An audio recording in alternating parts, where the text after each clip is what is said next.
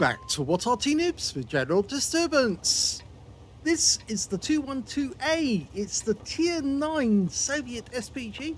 This one's located on the north spawn of Steppes, and it's under the command of Oxagon. And he's actually in platoon with a Kampfpanzer 50-ton on his team by the name of Soul Collector. Well, we're featuring two battles of the 212A from Oxagon.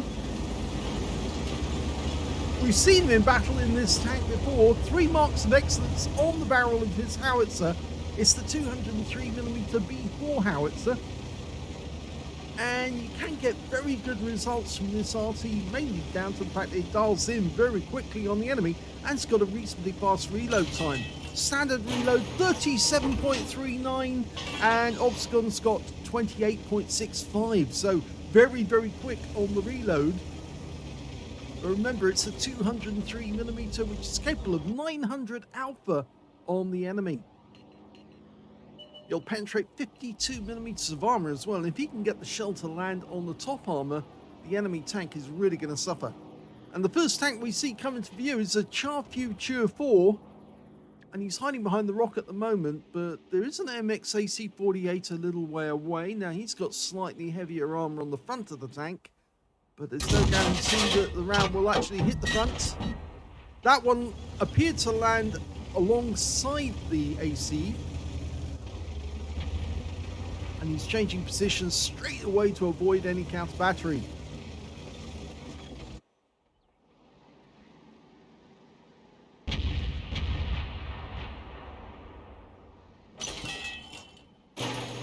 A nice juicy target in E75, but he gives up on that one. He was virtually dialed in. He's decided instead to go over to the west side. There's an object 430 keeps poking out. He's probably going to be waiting a little while. I think it might be easier for him to actually select a target on the east side of the map, but he's actually going back to the E75 instead.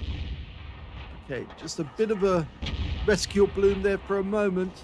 Found out. That's better. 260 hit points. It hit the heavy armor at the front of the vehicle. That's why it didn't do much.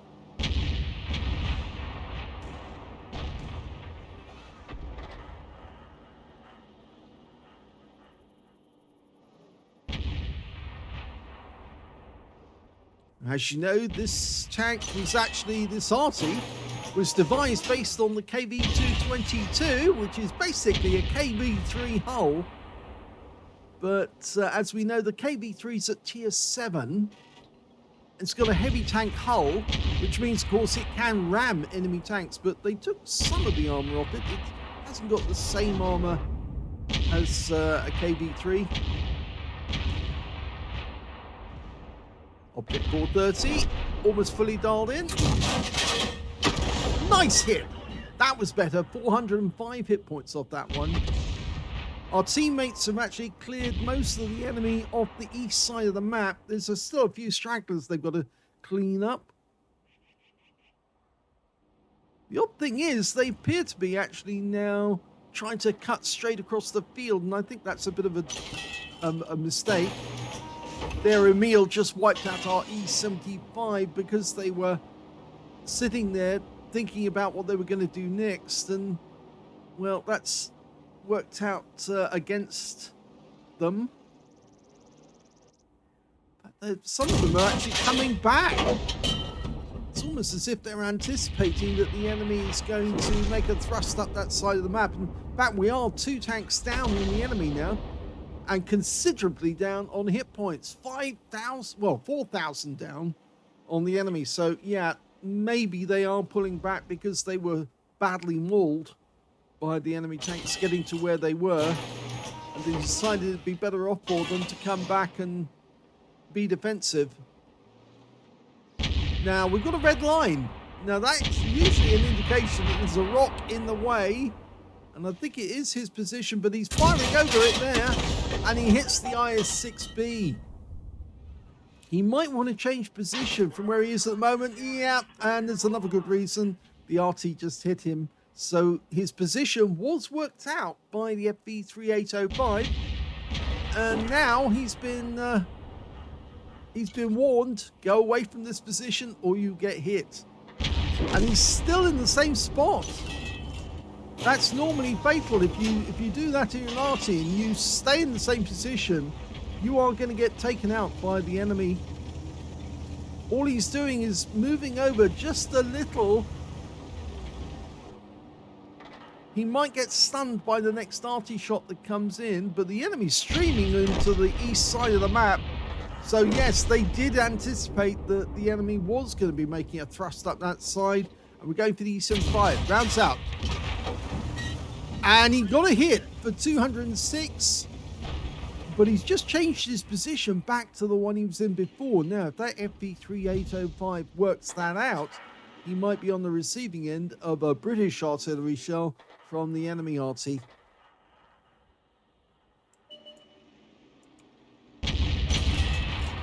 Okay, we're going to go after the Fox, who seems to be turning on the spot. Rounds out. And he killed him. He wiped him out. The engine must have been hit. I suspect the shell went straight through his engine deck. And he's changed position, but again, only a little. And the enemy is pulling back from the... In fact, they're now being surrounded on the east side of the map. And they've pulled back on the west side of the map, which is a bit odd. I think that may be because our Object 430 and ELC M90 have got into a nice little position where they're threatening the rear of the Progetto and the Renegade. Okay, E75 rounds out. Another hit. 299 this time. Now, that Progetto is headed this way. And he is pushing forward, so maybe it would be a good idea for Oxagon to move from this position.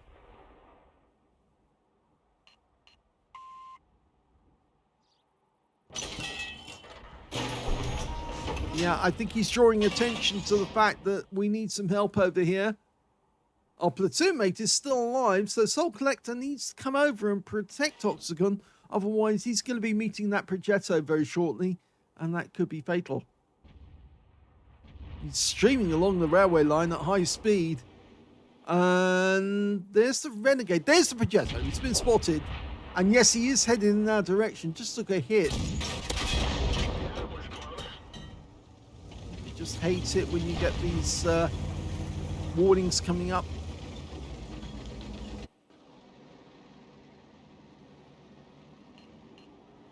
Okay, E75 on the east side of the map. He's ignoring the Progetto for the moment because I think he's going to have difficulty getting the shelter loop down, but he might not have that same difficulty over here because the E75 seems to be chasing the Barrask. Here we go, lines up, rounds out, looks good, and he got him. So that's 2 kills now for Oxagon. That was a good kill, that one. He lined that up, waited for the guy to come around the corner after the Barrask, and he made himself an easy target. But we've got a Scorpion G who's come up straight towards our cap. Okay, so we're now dialing in on that Scorp. Can we get a shot? I think we can. Here we go, lining him up. Rounds out. And he got another kill. Yep, a direct hit on the Scorpion, and that's 3 kills now. And Soul Collector is confronting that Progetto 46. There's 5 enemy left. There's only 4 on our team. And we just lost our Borsig. So now it's 5 versus 3. There's the Renegade being fought off by Soul Collector. And he's got the Progetto helping him. Oh, the Renegade's gone. And that means Soul Collector's got 3 kills. And now Oxagon finishes off the Progetto.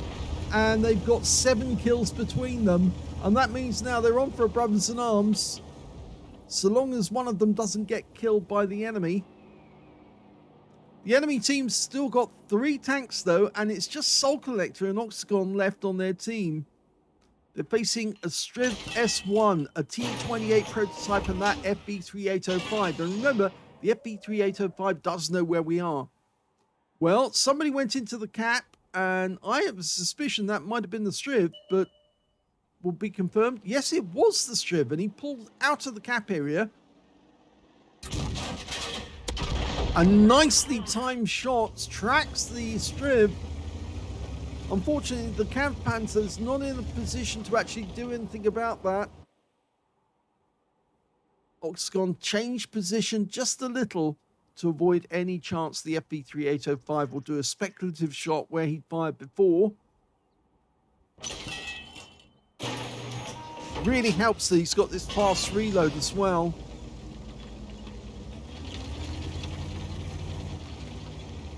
Now, I'd be very tempted actually to knock those trees down to give the FV3805 something to aim at and then move away from those trees so he then wastes his shell on nothing.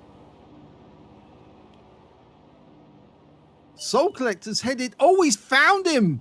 He managed to work out where he was headed. And he gets a ram kill on the strip.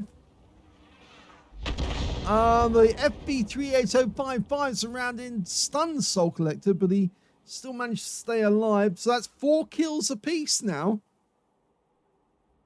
Between them, these two players have actually carried their team so far because they've got more than half the enemy tanks.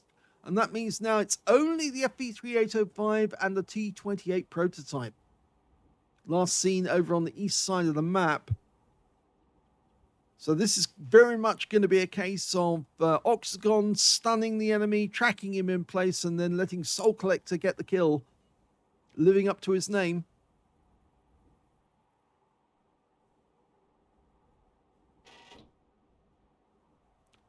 And Oxagon doing exactly right. Again, aiming ahead of where the Kampfpanzer can see. So at the moment the enemy comes into sight, he can actually get the shot. But unfortunately, T28... Oh! Kampfpanzer gets the kill. Soul Collector has 5 kills now. He's on for a Top Gun. And I'm sure that Oxagon will do his best to let him get it. But I'm pretty sure that the T28 did communicate where Oxagon was. Although his sixth sense, I don't think actually went off, but... So Kampfpanzer Soul Collector is now moving across the map diagonally to the southwest corner. And he's found the FV3805 in the trench. He takes 1 round straight away. Kampfpanzer's moving to get up over the ridgeline so he can get round behind. Oh, and the kill shot goes to Oxagon. Oh, he misses out the Top Gun, but they both get 5 kills apiece. Would have been so nice if he could have left that one. Here's the end of battle stats for the first game, and it's a second-class tanker for Oxagon in the 212A. Should have been higher, actually, if you think about it, considering the amount of damage they did between them. He got a Bruiser medal for getting at least 5 critical hits. In fact, he managed to get 13. He also got a Fighter badge for getting at least 4 kills. He ended up with 5, just 1 short of a Top Gun and 1/3 of the enemy team. And also got a Brothers in Arms because he was in the platoon that managed to get at least 3 kills each. And yes, his platoon mate got 5. If we look at team score, we can see that the highest damage in the game actually goes to Soul Collector with 3,906 hit points of damage. Did he pick up a high caliber? No, he didn't. So he didn't get 20% of the enemy hit pool from that one. That must be a bit disappointing for him. The second highest damage in the game actually goes to the Scorpion on the enemy team, the one that Oxagon took out, 3,423 hit points for him. And the third highest damage in the game goes to the Batchat Barask on his own team with 3,323, with Oxagon getting 3,242, which is in 5th place. When it came to kills, it was shared. Soul Collector and Oxagon both got 5 kills apiece. If Oxagon had actually left the FV3805, or even just landed the shell near the FV3805 just to splash him rather than actually hit him, then he would have left that FV3805 for Soul Collector to get a Top Gun on and also pick up potentially a high caliber. And the third highest damage, or you could say second highest damage, was Scorpion on the enemy team with 3 kills. When it came to base XP, it was Soul Collector. He got 1,325 out of that one. 1,145 went to the Barask. And third place was Oxagon with 898. He fired 14 rounds in that game, got 8 direct hits on the enemy, 1 penetration, 14 splash. damage of 3,242 hit points, of which 2,732 were up more than 300 meters. He did receive one hit by way of splash. That was the FV3805. Worked out where he was and managed to put it around him, but he didn't get it accurate enough to actually make it count. 10 enemy vehicles damaged, 5 killed, 10 stuns caused, but no stun assist at all. And I think that may be the reason why he only got a second class. 24,626 credits from the game, 11,082 from battle payments, 51,715 altogether, and after repair, ammunition, resupply, and consumables, took away a small profit of 1,122 credits. 898 base XP, 202 for playing in a platoon, took away 1,549 experience points altogether. So a good game. Unfortunately, no high caliber for Soul Collector or a Top Gun. Could have been done. I think it was more the heat of the battle that Oxagon decided to put the round directly in on the FV3805. But usually when I see circumstances like that, and I've seen it quite often because, as you know, I do a lot of Pools Medal replays for the general channel, and you quite often see people who are actually giving a Pools Medal away to some teammate. They will deliberately fire away from the enemy, or at least they'll isolate the last enemy so to enable the Pools Medal winner, or potential Pools Medal winner, to actually get that 10th kill. And they'll do so, if they're an Arty, they'll do so by landing the shell near the enemy, but not on them, so that they can actually stun them and maybe splash them, but not actually kill them, so that it was an easy kill for his teammate the moment he gets in sight. That usually does work very well. But that's the first of 2 replays. Let's have a look at the second one. The second replay is on the Sand River map. Okay, game on. Well, this is something I tend to do a few times on this map, is to actually just back away from the spawn area into the bushes at the back, but it looks like that 212A has also got the same idea. These bushes actually make fairly good cover, and they're a little way away from the other bushes which are marked by the palm trees, which are a well-known Arty firing position. You don't really want to go to that one because it's a possibility that the enemy might work out where you are fairly quickly. But you don't want to stay in the same position too often on this map, because everyone seems to realize that the easiest place to fire from is the directly east side of the map, and likewise on the opposite side from the direct west side of the map amongst the dunes. I must admit, this is one of my favorite maps. I really do like it because A, it's so open, and it's very easy to know where to put the shells. A near miss on the IS-7. He turned at the last moment, so that's why he avoided the shell.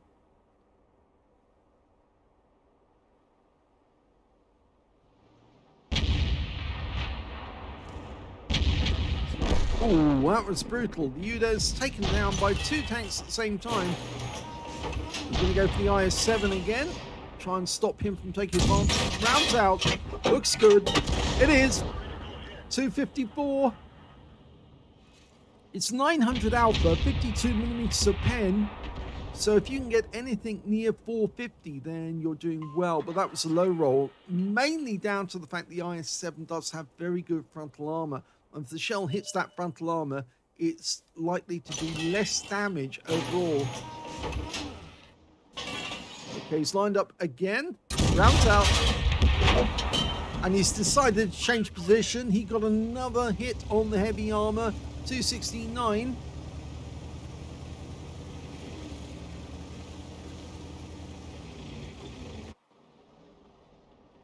Now this is interesting. He's staying out in the open. He's not going into any bush or anything like that to hide in. And again, that does work in your favor sometimes, because even though you could be spotted by an enemy moving in the open, the fact of the matter is your opponent is not likely to actually reckon that you would actually be so brazen to sit out in the open. And so by making a shot and then moving actually does work to your advantage. So many players will go to the most likely spots like a bush or a tree or a hollow. And if you avoid those areas and sit in the open or a very open spot, you can get the advantage. This could be a kill. No, it was close though. Very close. You left the IS-7 on a one-shot for the teammates. They just need to get the shell, and they do. And it's the 430 who got the kill on the IS-7.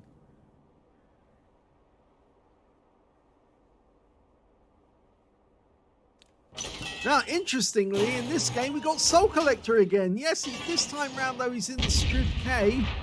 Yep, that's Strib with the gold dust coming down from above. Never really worked that one out. Rounds out, bunch of the enemy. Oh, beautiful hit. Right in the middle of all three, and they're all stunned. Love shots like that, because whenever you get a shot where you get a bunch of enemy all stunned at the same time. Oh, now that was interesting. We just saw an enemy shell, Arty shell, fly straight through the camera, which indicates that the enemy Arty is either up in A1 or somewhere in C1. Again, he's hit multiple tanks with one shot. Increases his chances of getting stun assist.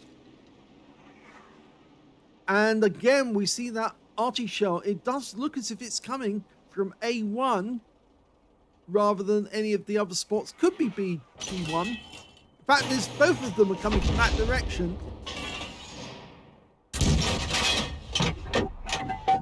Oh, direct hit that time. And it wasn't the Jagdtiger who got hit because he was slightly out of position.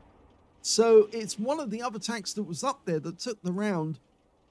But it splashed the Jagdtiger in the process. So I get the feeling that we're going to see a huge amount of damage done by Oxagon at the end of this game, because he's only showing 1,200 at the moment. He's probably over 2,000 by now. No, there was a slight reticule bloom just before he fired. And I don't think he actually had a chance of getting that one over the rocks. It was bound to go short. I mean, the 212A does dial in very quickly because it's only got an 8-degree arc in total, 4 degrees either side. So if you get a reticule bloom, sometimes that means you won't get it on target. He's firing long, and he got a hit. Now that was probably the 60 TP that got hit there.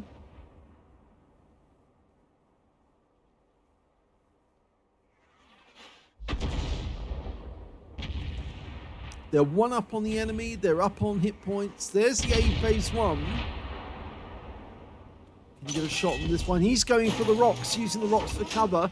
That might work against him. But look, we've got 2 tanks pulling back here. Direct hits on the 60 TP. We know for sure that was the tank that was hit.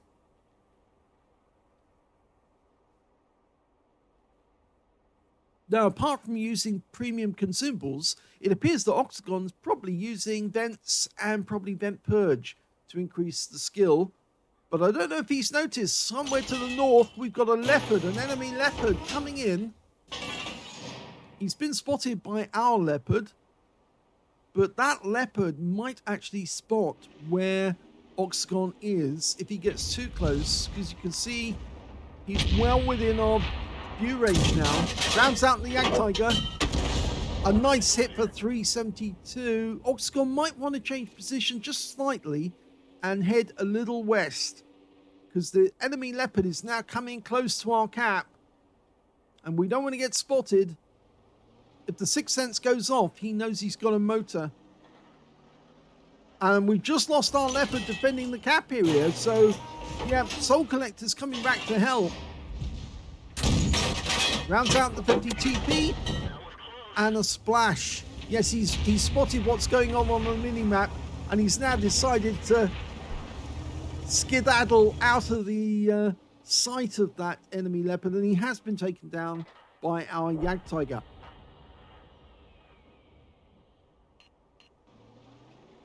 Okay, so a few enemy tanks on the north bank of the river. A Viz 55 using the rocks for cover.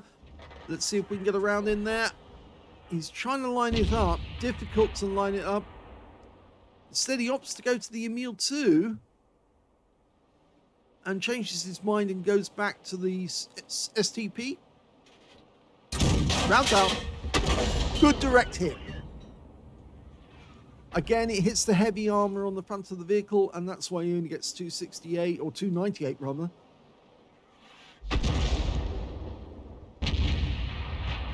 He's not been doing much counter battery at the moment, but I don't think that's a big concern. I'm pretty sure that the enemy Arty is focusing on our guys instead. They've got a 212A and an M53, M55. And the 60 TP takes another big hit, and it looks like he just took a huge hit from somebody because he lost 800 hit points with one fell swoop. That maybe our Object 268 saw him from a distance, and there goes the 60 TP taken out by the 268. So it wasn't him who got that lucky shot, it was somebody else. Well, we're 2 up on the enemy now, massively up on hit points. The enemy's getting pretty desperate. They're still thrusting forward, but they shouldn't be doing it. They should be going defensive now. And that may work against them. Well, he's been tracked in sight, and that means now our teammates are going to go in. Soul Collector's going in to do some damage as well.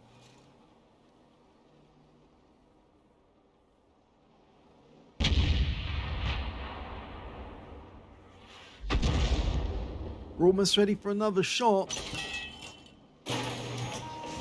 This could be a kill. Round out. Yes, it is.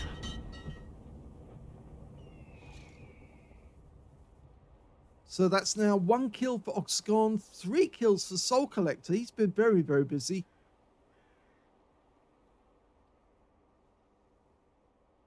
Looking north along the riverbed. There was an A phase 1. There's the ENJ0Y. Piling in. Looks good. Yes, another hit.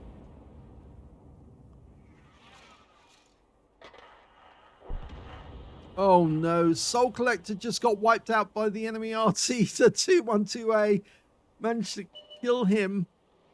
So there's going to be no brothers in arms on this game. But we're so far ahead now on hit points, it's going to be very difficult for the enemy to make it up. A phase 1 goes into the dip, and I suspect he did get splashed there. It's 6 tanks versus 5. They've still got both their Arty.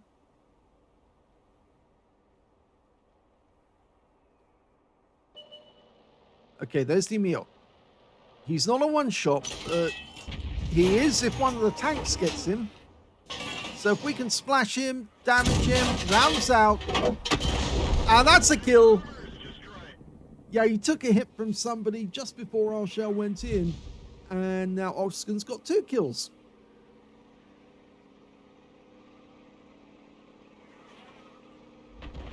I think the enemy is desperately trying to hold back our 257 and our ENJ0Y. You can see from the circles on the minimap where the enemy's aiming.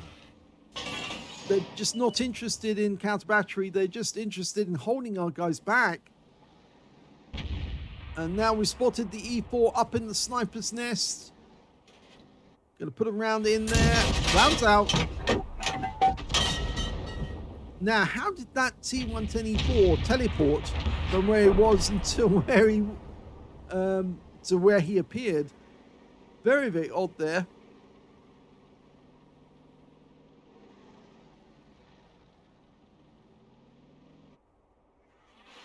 So it's just the T110E4 up in the sniper's nest. 2 enemy Arty. Here we go. If we can stun him, the teammates will go in and do the damage. Oh, it went over! It flew right over the top of the E4. But our 268's got no fear, and he goes in there to try and get some damage. The E4 takes him around in the side, and he's gone. And that means now it's just the Arty. So it's a chance for Oxagon to have a bit of fun. can get his third kill. Oh, the M53, M55's gone, and there's only one enemy left. And I think he's in the northwest corner. Either that or he's actually departed. There he is.